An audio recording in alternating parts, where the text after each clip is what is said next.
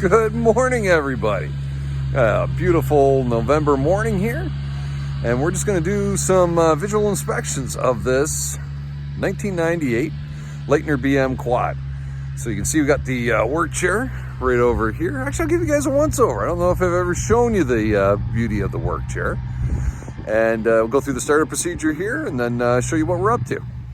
Okay, so here we are in the bottom hut, and this lift's rather unique where your main, your on-off is basically the main disconnect. So, there we go. And we're just firing up the PLC here in the drive. Right now, I don't know if you still see them up there, but Debbie and Gabby are doing a line check. And just make sure that the safeties and everything are all set to go on this lift. So again, this chair has a ABB drive in it and a Beckhoff safety system with Windows CE.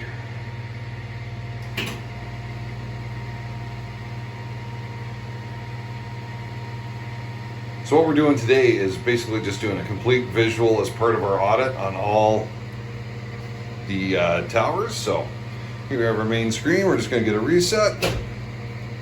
And one more. Look at that, green lights.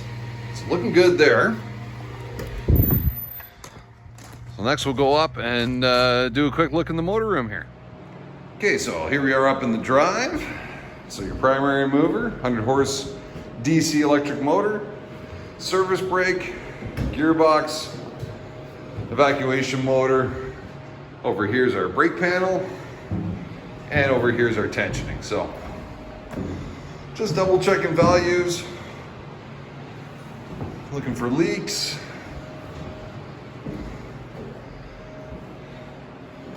I got our gearbox fluid level there. Beauty, halfway, excellent. And looking good in the brake panel. All right. Well, here, let's go down and have a quick look at the work chair. Okay, so here's our vintage BM work chair. You can see that it's built to have two mechanics in it. So you have one below, one above. And the setup allows you to do work relatively easily on your shivs on the line. So that would be, so out here you have your, of course, your portal assemblies, but then on the towers, it gives you nice access to, do your inspections and any maintenance that you might need. It's a little tight. I'm gonna be honest, the nicest work chair I've ever been in were all made by Doppelmayr, but I guess Palma's got a new design, which we have ordered. As you can see, this is the only chair we currently have that still has the original BM carriers and grips on it.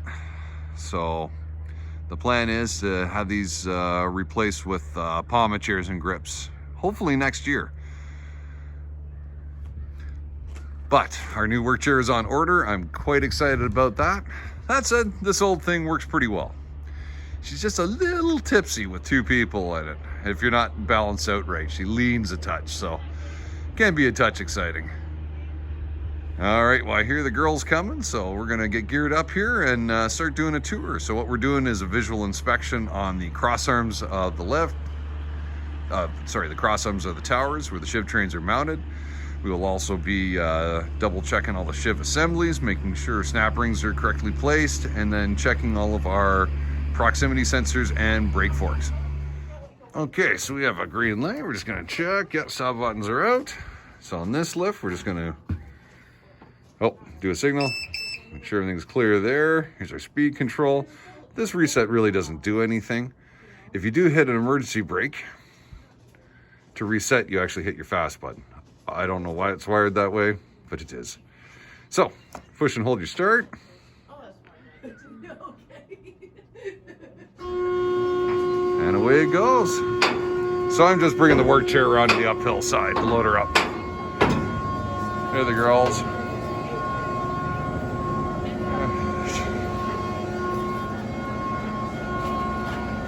All right, load her up and get to work. Well, this is just gorgeous up here. So I'll explain what we're doing. So Gabby down here is inspecting all the snap rings that hold the axles in. See down there? I can't bend that far, but you get the idea. There's axles and there's snap rings that retain them. So we're checking all those. Gabby actually found one that was not attached properly. So that's why we do these things. And this is not one of the trains that we had down.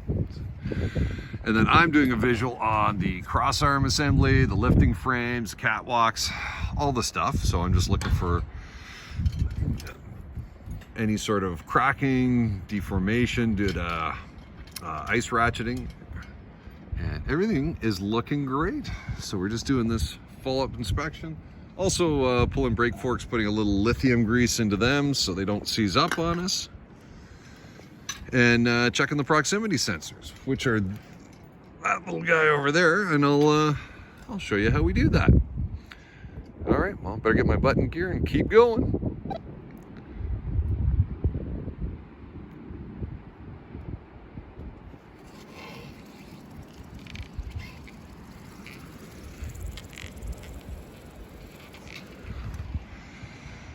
Gorgeous day. You have to pardon me. I'm a little grumpy and sore. I threw my back out. Gabby's giving me a hard time because I'm old. But tell you, days like this in November, you really appreciate. Where we could be in our sweaters and only, relatively cool. Okay, so here's our proximity sensor here, and it uses the magnetic field of the cable. So what I'm going to do is lower it, and hopefully the lift will drop out.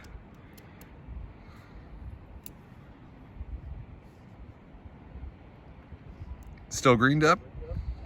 Everything's green.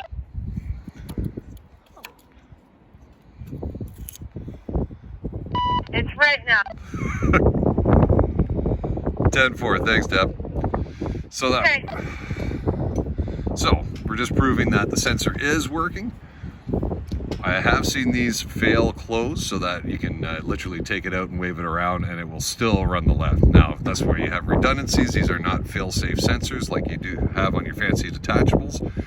And we also have the redundancy of the brake fork still sitting here.